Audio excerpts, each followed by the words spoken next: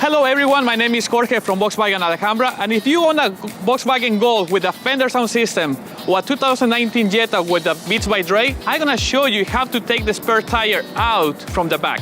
When you're here in the back, you lift the cover, turn. After you remove this part, the subwoofer is located inside the spare tire. You're gonna press the click right here and disconnect the cable. You take the sub out, and now you can remove the spare tire. And one thing I want to mention, we have all the tools here to remove the spare tire. And we have this is a wheel cover remover.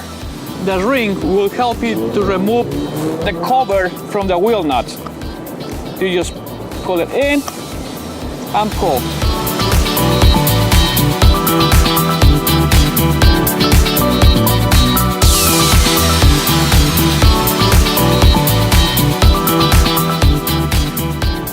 There you go, guys. This is how we remove the spare tire. These cars are engineered very professionally. If you have any more questions, please let us know. Thank you for watching.